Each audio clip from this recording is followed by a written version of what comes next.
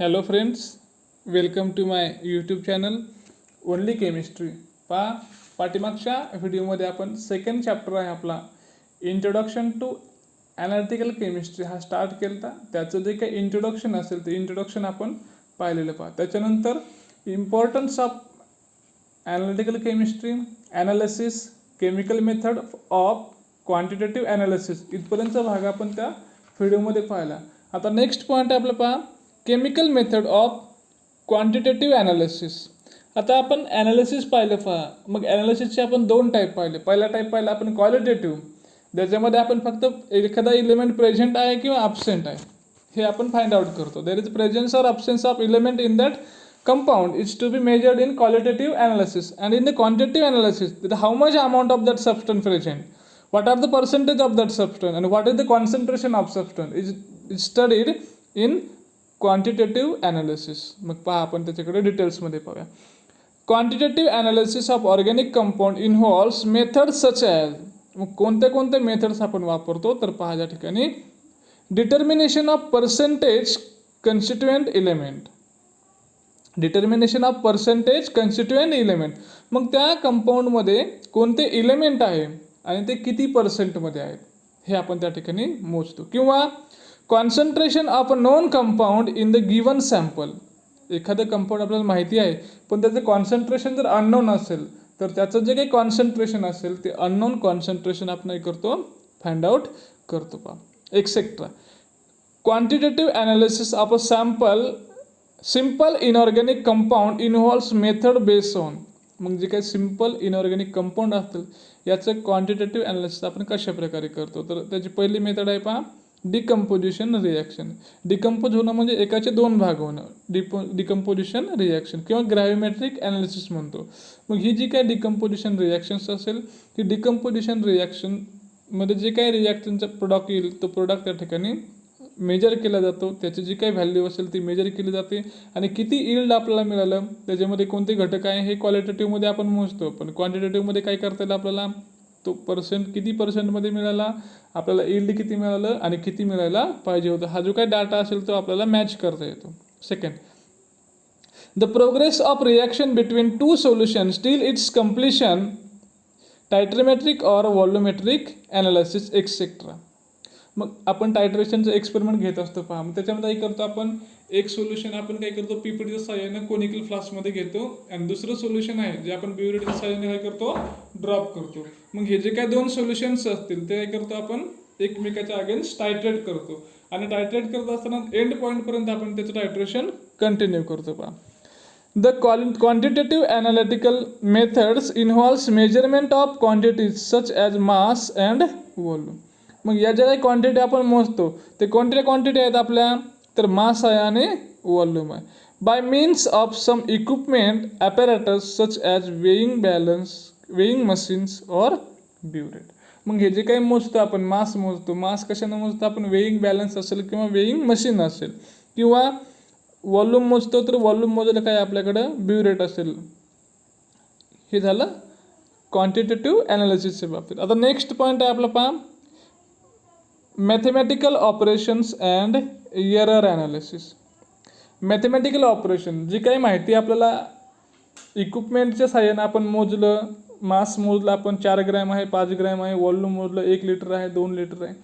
मग हे जे काही व्हॉल्यूम असेल ते ॲज इट इज वापरता येत नाही, याच्यावर काहीतरी आपल्याला मॅथमॅटिकल ऑपरेशन्स करावे लागतात. तर ते कोणते ऑपरेशन्स आहेत ते आपण या ठिकाणी पाहूया पहा.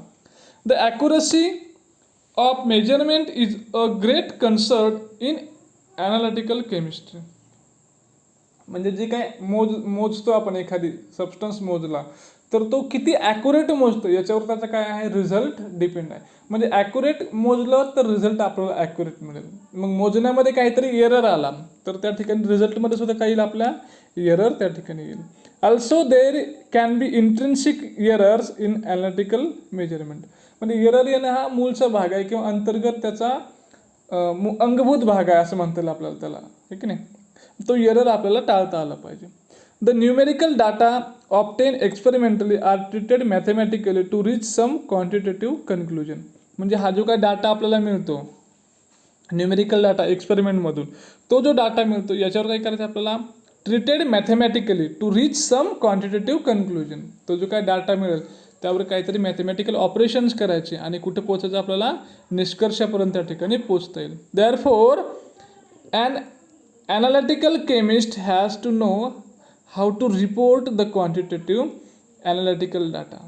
मग जो काही केमिस्ट असेल, जो मोजतो, ज्या ठिकाणी तो सायंटिस्ट असेल तो मोजतो, त्याला ही माहिती पाहिजे की कशा प्रकारे डाटा आपण मेजर केला पाहिजे, तो कशा प्रकारे रिपोर्टमध्ये आपण तो इन्क्लूड केला पाहिजे.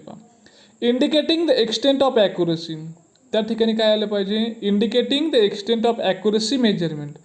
किती ॲक्युरेट आपण मोजले, ती ॲक्युरसी कशी पाहिजे, 100% ॲक्युरसी त्या ठिकाणी पाहिजे. Perform the mathematical operations and properly express the relative error in the result. जे काही ऑपरेशन करायचे ते कसे केले पाहिजे, प्रॉपरली केले पाहिजे. And quantitative error in the result. जो काही एरर असेल तो रिझल्टमध्ये आपण तो इंडिकेट केला पाहिजे. In the following subsection we will consider this aspect related to measurement and calculations. हा पुढच्या सबसेक्शनमध्ये आपण तो भाग या ठिकाणी पाहणार आहे. चला नेक्स्ट पॉईंट आहे आपला scientific notation, that is exponential notation. काही संख्या खूप मोठ्या असतात आणि काही खूप लहान असतात. जसं की आपला ॲव्होगॅड्रोचा नंबर आहे, आपण किती पाहिला तो 6.022 × 10⁻23. किंवा मास असेल हायड्रोजनचं मास किती आहे ते 1.66056 × 10⁻24 ग्रॅम. म्हणजे ह्या जे काही व्हॅल्यूज आहेत ह्या खूप लार्ज व्हॅल्यू आहेत. अशा लार्ज व्हॅल्यू जर आपण झिरोच्या फॉर्ममध्ये लिहिलं तर ते खूप नंबर्स मोठा होईल. मग तो कमी करण्यासाठी आपण त्याला काय करतो, एक्सपोनेन्शियल नोटेशन किंवा सायंटिफिक नोटेशनमध्ये आपण त्याला लिहितो. चला पुढे जाऊया. A chemist has to deal with numbers as large. किती लार्ज नंबर आहे या ठिकाणी. आता हा 602200000 अगदी लार्ज नंबर आहे. For the molecules of 2 gram of hydrogen gas or as small. तो मोठा आहे 2 ग्रॅमसाठी. किंवा मास असेल हायड्रोजनचं मास दिलेलं आहे, किती दिलं आहे मास त्याचं 0.00 अगदी कितीपर्यंत आहे ते 23-24 आणि किती दिलं ते 166 ग्रॅम आहे. That is mass of hydrogen atom. आणि हे हायड्रोजन ॲटमचं काय आहे, मास आहे. To avoid the writing so many zeros in mathematical operations. मग हे जे काही झिरो आहेत एवढे ते अवॉइड करायचे आपल्याला. मग ते अवॉइड करण्यासाठी काय करावं लागेल, त्याच्यावर आपल्याला मॅथमॅटिकल ऑपरेशन्स करावं लागेल. आणि ते कोणतं ऑपरेशन करतो आपण मॅथमॅटिकल ऑपरेशन, तर scientific notation, that is exponential notations are use. Here any number can be represented in to a form. जो काही नंबर असेल आपला तो नंबर कशा फॉर्ममध्ये लिहितो आपण, capital N × 10⁻⁻⁴ where n is an exponent having positive और निगेटिव्ह व्हॅल्यू. हा स्मॉल n काय आहे, एक्सपोनंट आहे, त्याची व्हॅल्यू काय असेल, पॉझिटिव्ह असेल किंवा निगेटिव्ह असेल. And values of capital N vary from 1 to 10. ही जी काय व्हॅल्यू आहे कॅपिटल N ची ती काय असेल, Nची व्हॅल्यू आहे ती 1 पासून 10 पर्यंत या ठिकाणी व्हॅरी होत असेल. Thus we can write the above. मग ह्या जे काही व्हॅल्यू दिलेले आहे आपल्याला हे कशा प्रकारे लिहिता आपल्याला, values as 6.022 × 10⁻23 and 1.66 × 10⁻24 gram. The number म्हणजे त्या ज्या काही व्हॅल्यू आहे झिरोच्या फॉर्ममध्ये लिहिल्या आपण, त्या आपण काय केल्या सायंटिफिक नोटेशनमध्ये लिहिल्या. द नंबर 123.546 123.546 हा जो काही नंबर असेल हा नंबर कशा प्रकारे लिहू शकतो आपण. मग आता 1.23546 × 10⁻²2 in scientific notation. Note that while writing it we have moved the decimal to the left by 2 places. आपण काय केलं, डेसिमल पॉईंट 2 काय केलं आपण, लेफ्टला गेलेलो आहे, by 2 places and the same is the exponent of 10 in the scientific notation. म्हणजे जेवढे घरं आपण काय करू लेफ्टला गेलो तेवढं काय असेल, हा 10चा काय असेल, एक्सपोनंट असेल in the scientific notation. Similarly 0.00015 can be written as 1.5 into 10⁻⁻⁴. मग काय झालेलं आहे, ती जी काही व्हॅल्यू असेल पहा, here the decimal has to be move 4 places to the right. आपण 4 घरं कुठे गेलो, आता राईटला गेलेलो आहेत. Right and -4 is the exponent in the scientific notation. म्हणून काय केलं आपण, राईटला गेल्यामुळे त्या ठिकाणी मायनस येतं, लेफ्टला गेलं तर प्लस येतं. नाव लेट अस परफॉर्म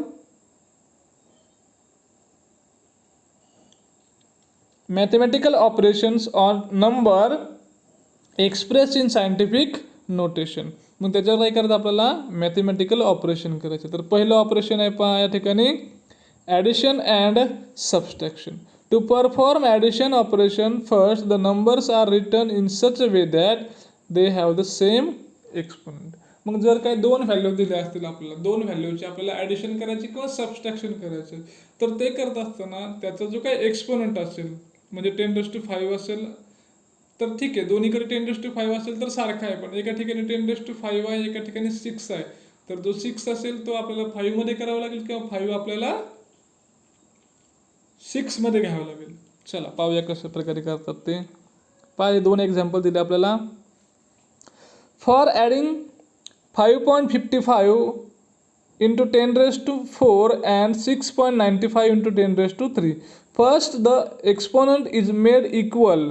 त्याचा जो काही एक्सपोनंट असेल तो काय करायचा, आपल्याला इक्वल करायचा. मग कसा इक्वल करता येईल आपल्याला तो पहा. 5.55 into 10⁴ plus 0.695 into 10⁴. Then these numbers can be added as follows. दोघांचं सारखं करायचं आणि दोघांचे हे करायचे, बेरीज करायची. मग त्या व्हॅल्यूज असतील पुढच्या पहा, 5.55 आणि 0.695 दोघांची बेरीज केली तर किती आले आपल्याला, ती 6.245. आणि दोघांचा पण एक्सपोनंट आणि बेस सेम आहे, तर त्या ठिकाणी काय येईल, 10⁴ त्या ठिकाणी येईल. किंवा सबस्ट्रॅक्शन करताना पहा कसं करता येईल आपल्याला, 3.5 इंटू 10⁻² मायनस 5.8 इंटू 10⁻³ मग 10⁻³ ला काय करायचं, 2 मध्ये कन्व्हर्ट करायचं. मग कसं येईल ते, 3.5 इंटू 10⁻² मायनस 0.58 इंटू 10⁻². ही जी काही व्हॅल्यूज असेल ती जी मायनस केल्यानंतर किती आले आपल्याला, 2.92. आणि त्याचा किती एक्सपोनंट आहे सायंटिफिक नोटेशनमध्ये, 10⁻² त्या ठिकाणी येईल. किंवा आता मल्टिप्लिकेशन करायचं किंवा ॲडिशन करायचं. मल्टिप्लिकेशन करताना करतो आपण त्या ठिकाणी आय असं त्या ठिकाणी घेतो आणि आय असं त्याची काय करतो, बेरीज करतो. पहा कसं गेलेलं आहे. 5.6 इंटू 10⁵ इंटू 6.9 इंटू 10⁸. मग काय करायचं आता, हे जे काही 5.6 असेल आणि 6.9 असेल या दोघांचं काय करायचं, गुणाकार करायचा. आणि जे काय त्याचे एक्सपोनंट सायंटिफिक नोटेशनमध्ये असतील त्याचे काय करायची, बेरीज करायची. मग कसं येईल पहा या ठिकाणी, 5.6 इंटू 6.9 इंटू 10⁵ प्लस 8 ते किती येईल, 10⁻13 येईल. आणि याचं मल्टिप्लिकेशन केलं तर हे येतं आपल्याला 38.64 इंटू 10⁻13.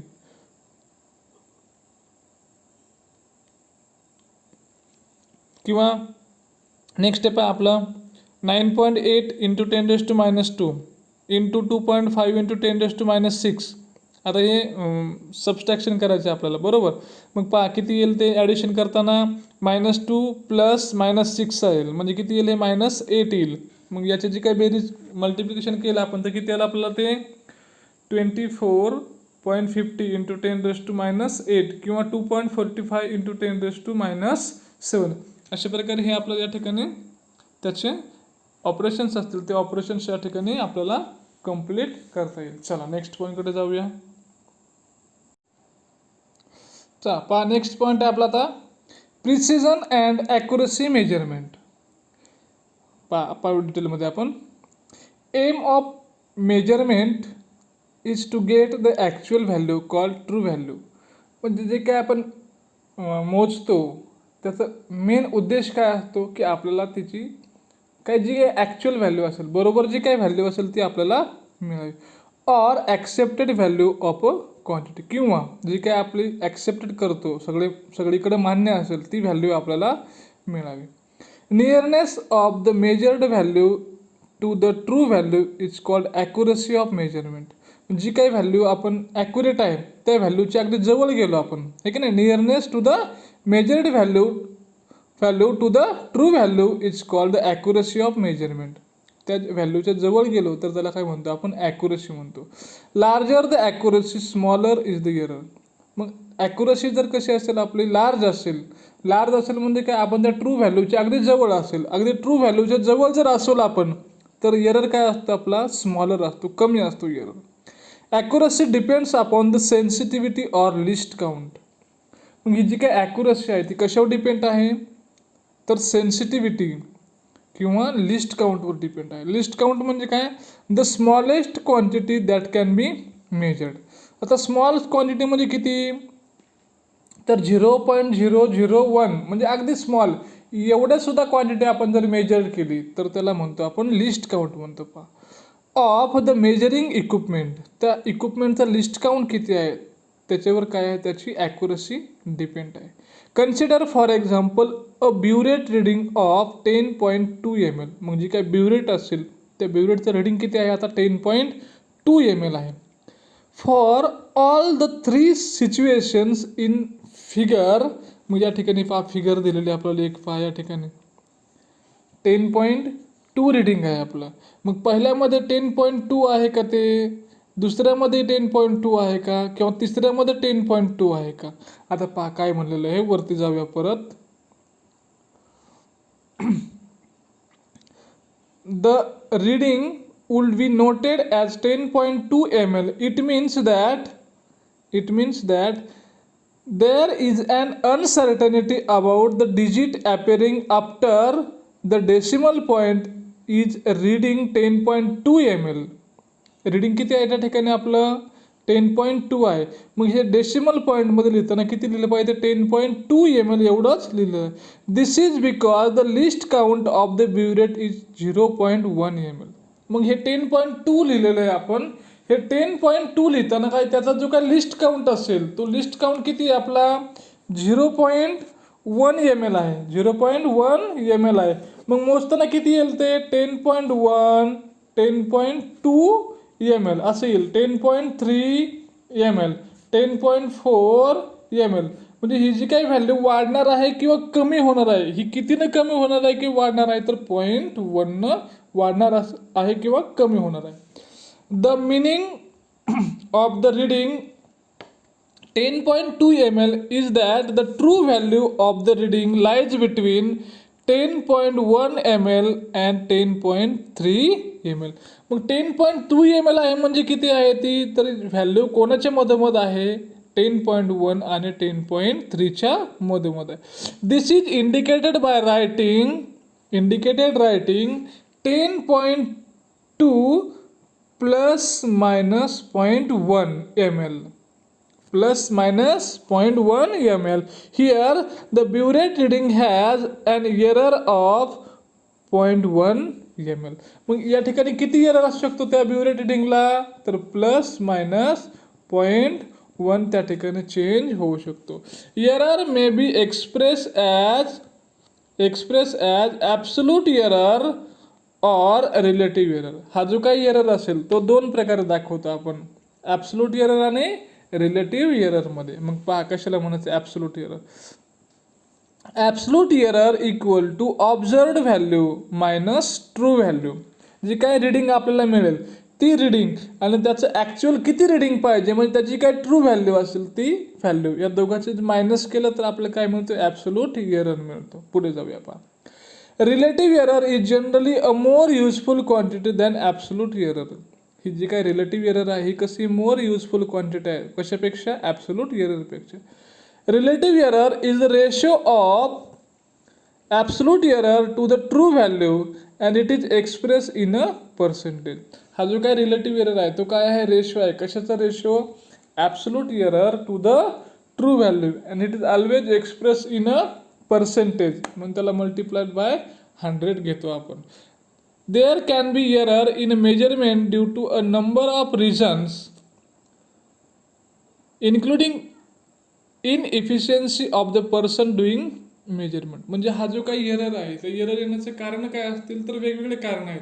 त्यातलं मेन कारण काय असेल तर पहा, inefficiency of the person doing measurement.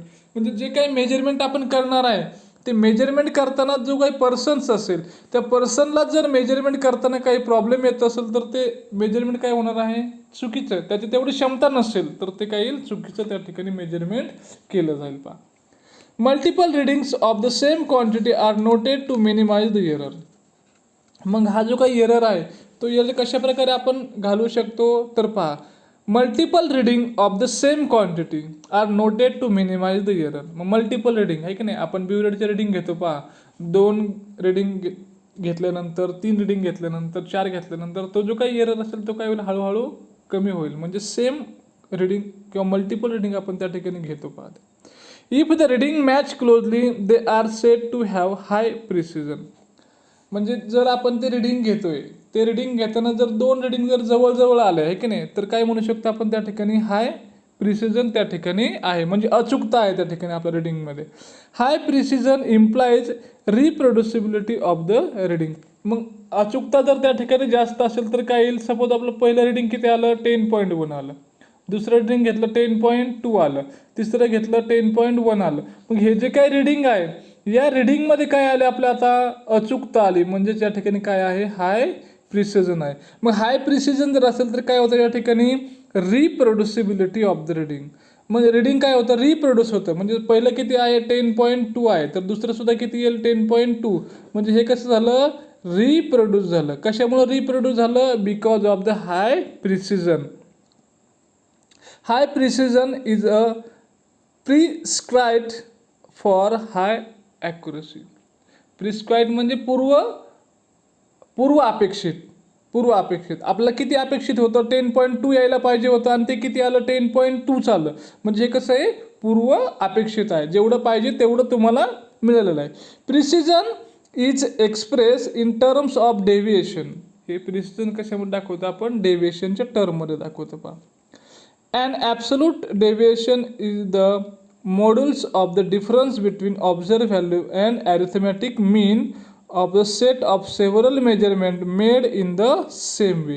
मग हे जे काही डेव्हिएशन असेल तर डेव्हिएशन कशामध्ये पाहायला मिळतं आपल्याला, जी काही आपण ऑब्झर्व व्हॅल्यू आहे आणि ॲरिथमॅटिक मीन असेल, त्याचा जो काही मीन असेल यामध्ये आपल्याला काय मिळतं त्या ठिकाणी, तो ॲब्सोल्यूट डेव्हिएशन त्या ठिकाणी आपल्याला पाहायला मिळतं.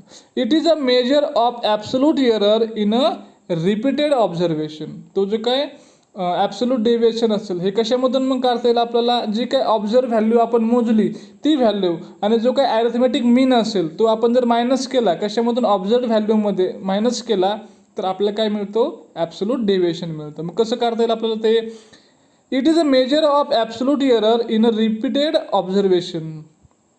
Absolute error equal to observed value minus mean, arithmetic mean of all the absolute deviation in a measurement. Arithmetic mean of all the absolute deviation is called the mean absolute deviation. मग जो काही absolute deviation चा जो काही mean असेल त्याला काय म्हणतो आपण, mean absolute deviation in the measurement. The ratio of mean absolute deviation to its arithmetic mean is called relative deviation. मग relative deviation काय आहे, रेशो आहे. कशाचा रेशो आहे हा, तर मीन आहे आपला, मीन ॲब्सोल्यूट डेव्हिएशन त्याचा आणि ॲरिथमॅटिक मीन या दोघांचा जो काही रेशो असेल आणि तो कशामध्ये असेल, पर्सेंटेजमध्ये असेल, याला म्हणतो आपण रिलेटिव्ह डेव्हिएशन. अशा प्रकारे हे आपल्याला प्रिसिजन आणि ॲक्युरसीबद्दल सांगता येईल. पहा, याच्यावरती न्यूमेरिकल्स आहेत. पहा, हे न्यूमेरिकल्समध्ये पहा कसं दिलेलं आहे आपल्याला. In laboratory experiment 10 gram potassium chlorate sample on decomposition gives following data.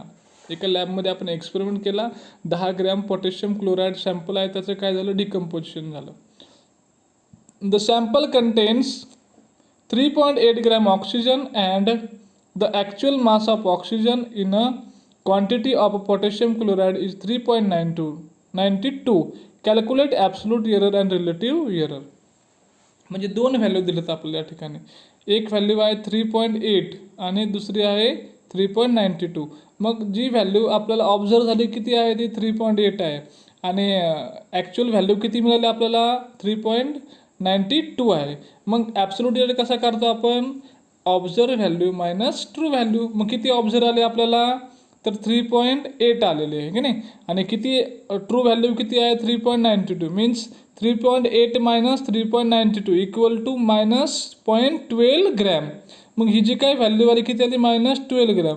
The negative sign indicate that your experiment result is lower than true value. म्हणजे जो काय आपला एक्सपेरिमेंटल रिझल्ट असेल ती जी व्हॅल्यू आहे ती आपली ट्रू व्हॅल्यूपेक्षा कमी आलेली आहे, lower than the true value. आता पुढे जाऊया काय रिलेटिव्ह एरर कसं करतो आपण. रिलेटिव्ह एरर पहा आपण हे पाहिलं पहा इक्वेशन पाहिलं.